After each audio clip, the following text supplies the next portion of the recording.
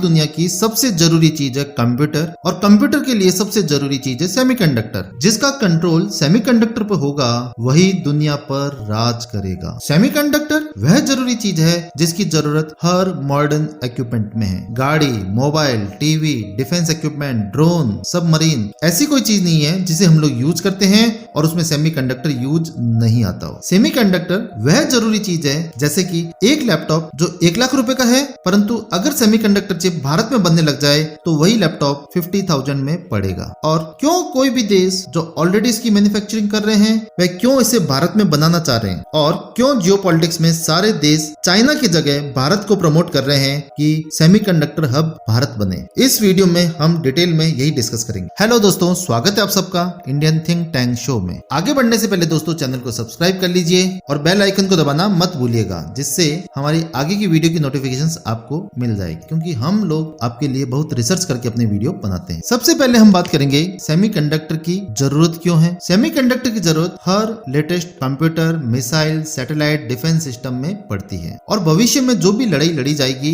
वह तोप गोलों से तो लड़ी ही जाएगी, परंतु उन हथियारों से भी लड़ी जाएगी जिनमें सेमीकंडक्टर यूज होते हैं। और उस समय भारत जो दुश्मनों पर अटैक करेगा उन सब के अंदर सेमीकंडक्टर चिप लगेगी, और जो दुश्मन देश भारत पर हमला करेंगे उसको रोकने के लिए जो डिफेंस सिस्टम होंगे उन सभी डिफेंस सिस्टम में भी सेमीकंडक्टर चिप यूज होगी। और यह सिर्फ एक बिजनेस इंडस्ट्री का मैटर नहीं है, ये नेशनल सिक्योरिटी का मैटर है, यह एक जियोपॉलिटिक्स का मैटर है। अब हम ये देखेंगे कि सेमीकंडक्टर इंडस्ट्री के अंदर कौन कौन से देश मेन प्लेयर हैं। फर्स्ट ताइवान है, और ताइवान के अंदर एक कंपनी है ताइवान सेमीकंडक्टर मैन्युफैक्चरिंग कंपनी, जो पूरे वर्ल्ड का लगभग 50% के आसपास सेमीकंडक्टर चिप बनाती। और ताइवान के अंदर ये कंपनी का नाम सुना होगा फॉक्सकॉन, जो 70% एप्पल फोन की मैन्युफैक्चरिंग करती है। सेकंड जो मेन प्लेयर में से एक है वो है साउथ कोरिया, फिर थर्ड जापान, अमेरिका, और अब इसके लिए चाइना भी ट्राई कर रहा है और इंडिया भी इसके लिए ट्राई कर रहा है। अब आप सबके मन में ये भी प्रश्न उठेगा कि ये सब कंपनियां भारत में सिर्फ क्यों होने जा रही है। इसके लिए आपको थोड़ा सा जियोपॉलिटिक्स समझना पड़ेगा,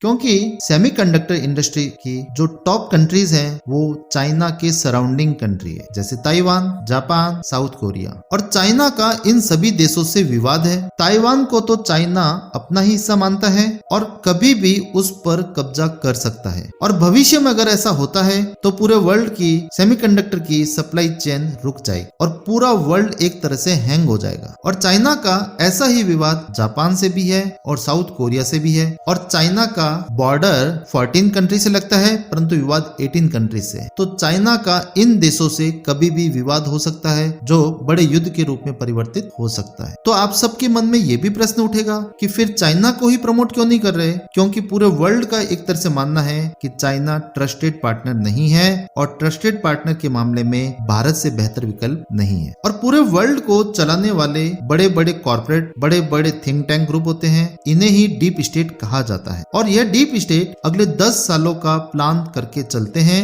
और इन सब को अब ये लग रहा है कि चाइना से अमेरिका व वेस्ट का युद्ध होना ही होना है। तो उस समय को ध्यान में रखते हुए वे अपने बिजनेस को ऐसी कंट्री में ले जाना चाहते हैं जहां वे सेफ हो, उनके रिटर्न अच्छे हो, उनकी मैन्युफैक्चरिंग कॉस्ट भी कम हो, सस्ती लेबर मिल रही हो, और जो चीन से नहीं डरे। और इन सभी पैरामीटर्स पर भारत खरा उतरता है, और यह भारत ने डोकलाम व गलवान में पूरे विश्व को दिखाया भी है। हाँ, इसी कारण ही पूरे विश्व का ध्यान भारत की तरफ गया था, और अब पूरा विश्व ये चाहता है कि चीन का विकल्प भारत बने। और अगर ये कंपनियां भारत में इन्वेस्ट करती है तो यह कोई अगले 1-2 सालों के लिए नहीं करेगी, तो यह अगले 20-30 सालों के लिए भारत में रहकर काम करेंगे। तो ये मानकर चलिए कि आने वाला समय भारत का ही है। अब आगे हम ये देखेंगे कि भारत इसके लिए क्या कदम उठा रहा है। पास्ट में भी भारत ने कई प्रयास किए थे परंतु उसमें सफलता नहीं मिली थी, परंतु अब भारत ने अपना टारगेट बिल्कुल सेट कर लिया है कि भारत अगले कुछ सालों में वर्ल्ड के टॉप कंट्रीज में आएगा। इसके लिए हाल ही में गुजरात में सेमिकॉन इंडिया 2023 का सम्मेलन आयोजित हुआ था,